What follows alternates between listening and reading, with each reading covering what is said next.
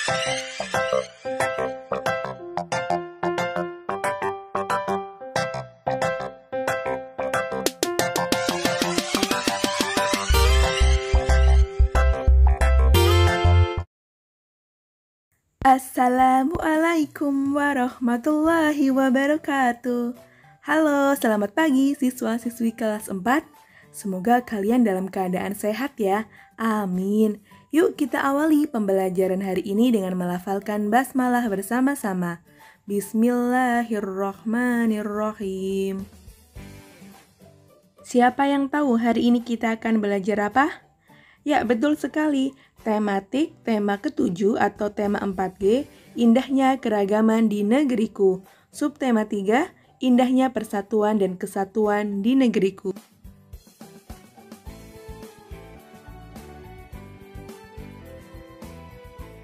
Bacalah percakapan antara Made dan Lani. Lani, apa pekerjaan orang tuamu? Pekerjaan orang tuaku adalah pengusaha, deh. Kami memiliki toko yang menjual keperluan sehari-hari. Bagaimana dengan orang tuamu? Wah, keren sekali orang tuamu. Kedua orang tuaku bekerja sebagai guru. Sungguh mulia pekerjaan orang tuamu, deh. Keragaman yang ditunjukkan pada percakapan tersebut adalah keragaman pekerjaan. Walaupun pekerjaan orang tua mereka berbeda, tetapi Lani dan Made tetap berteman dan hidup rukun. Kita harus meniru sikap Lani dan Made ya, sehingga dapat menjaga persatuan dan kesatuan Indonesia. Bisakah kalian sebutkan tindakan yang dapat menjaga persatuan dan kesatuan Indonesia, serta sebaliknya, tindakan yang dapat mengancam persatuan dan kesatuan Indonesia? Ada yang tahu jawabannya? Nah, simak tabel berikut.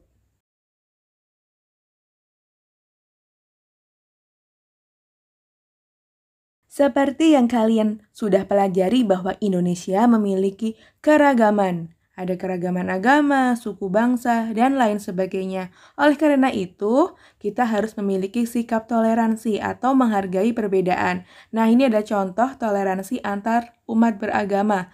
Masyarakat Bali tersebut memperlihatkan sikap toleransi antar umat beragama. Dari gambar bisa kalian amati ya, walaupun mereka agamanya berbeda, mereka tetap berteman. Jadi meskipun berbeda agama, mereka tetap menghargai dan tidak mengganggu ketika melakukan ibadah. Selanjutnya, toleransi antar suku bangsa. Contohnya, berteman dengan orang lain yang berasal dari suku yang berbeda. Bisa kalian lihat pada gambar, ada orang dari suku Betawi, Jawa, Dayak, Asmat, dan Minangkabau.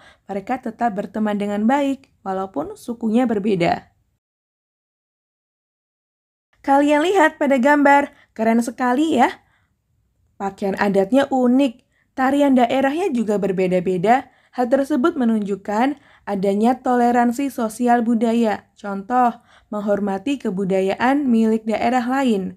Kemudian, mempelajari aneka tarian, bahasa, dan budaya dari daerah lain.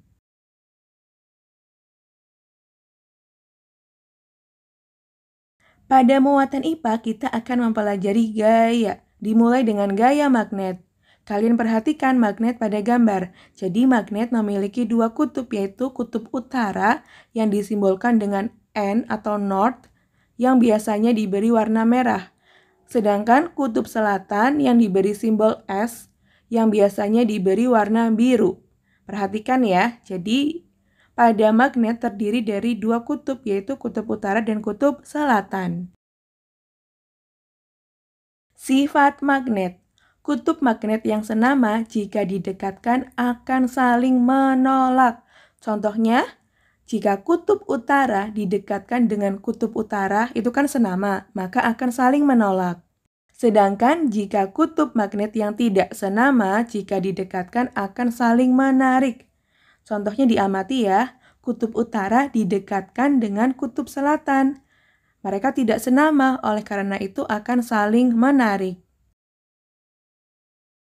Benda magnetis adalah benda yang dapat ditarik magnet. Biasanya benda ini terbuat dari besi, contohnya ada paku, peniti, dan gunting. Sedangkan benda non-magnetis, kebalikannya ya, adalah benda yang tidak dapat ditarik magnet.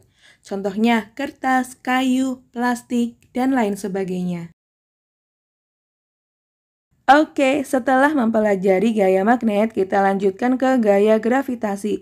Mengapa benda yang dilempar ke atas selalu jatuh menuju ke permukaan bumi? Ayo, karena apa? Ya, karena dipengaruhi oleh gaya gravitasi bumi. Gaya gravitasi bumi ini menyebabkan semua benda jatuh mengarah ke permukaan bumi. Peristiwa yang menunjukkan gaya gravitasi, contohnya buah yang jatuh dari pohonnya. Nah, gaya gravitasi ini bisa dimanfaatkan untuk melakukan kegiatan terjun payung. Yuk kita bahas mengenai gaya gesek. Gaya gesek terjadi ketika dua benda saling bersentuhan. Contoh, saat kita mendorong lemari, maka permukaan bawah lemari akan bergesekan dengan lantai. Kalian amati pada gambar ya. Jika permukaan yang bergesekan halus, maka gaya geseknya akan semakin kecil. Sedangkan jika permukaan yang bergesekan kasar, maka gaya gesek akan semakin besar. Misalnya kamu menggelindingkan kelereng di atas permukaan lantai keramik. Lantai keramik itu permukaannya halus, maka gaya gesek antara kelereng dengan lantai akan semakin kecil.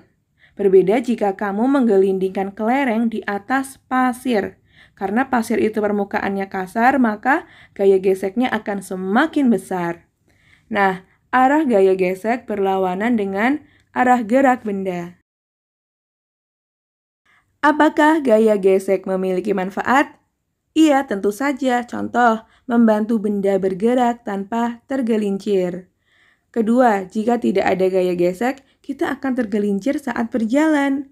Selanjutnya, menahan benda agar tidak bergeser. Sedangkan kerugian yang disebabkan oleh gaya gesek yaitu menghambat pergerakan benda. Contohnya, meja sulit digeser. Kemudian, mengikis permukaan benda. Contohnya, sol sepatu semakin tipis karena terus-menerus bergesekan dengan jalan. Gaya gesek juga dapat dijumpai ketika kalian mengerem sepeda. Nanti akan ada gaya gesek antara kampas rem dengan pelek ban.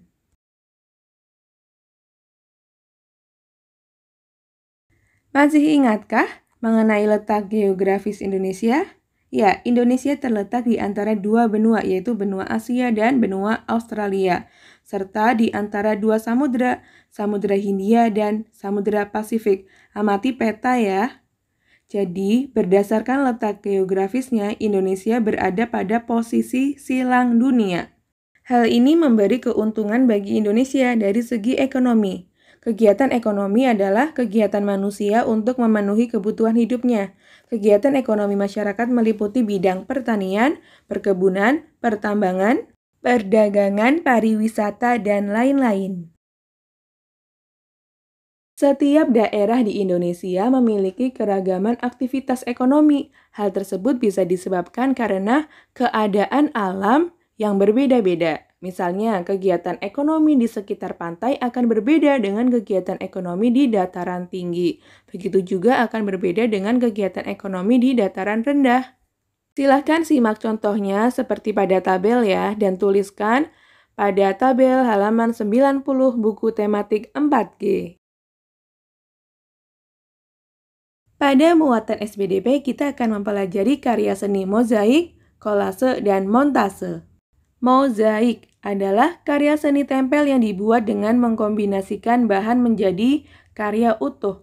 Mozaik dibuat dari bahan yang jenisnya sama. Contoh pada gambar mozaik mobil-mobilan ya, itu terbuat dari bahan yang jenisnya sama, yaitu potongan kertas. Hanya mereka berbeda warna ya. Kolase dapat dibuat dari biji-bijian, daun kering, kain perca, kulit telur, kulit kerang, dan lain sebagainya. Kolase dibuat dari bahan yang jenisnya berbeda-beda. Kalian amati pada kolase yang pertama. Itu terbuat dari daun kering, kemudian ranting, dan juga manik-manik untuk matanya. Jadi kolase tersebut terbuat dari bahan yang jenisnya berbeda-beda.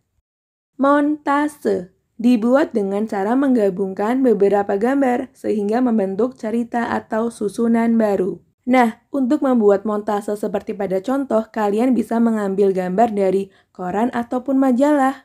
Kemudian, ditempel pada sebuah bidang datar, digabungkan dan membentuk suatu cerita yang baru atau susunan yang baru. Nah, kalau ini karya seni yang memiliki bentuk menyerupai manusia, yaitu wayang. Pertunjukan wayang dibawakan oleh seorang dalang. Nah, kalian lihat pada gambar, yang pertama ada wayang golek. Adalah wayang 3 dimensi yang terbuat dari kayu. Berasal dari Jawa Barat, cerita yang dibawakan oleh dalang itu berisi nasihat dan hiburan. Kedua, wayang kulit.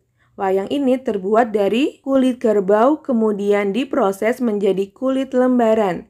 Wayang kulit berkembang di beberapa daerah, terutama di Jawa.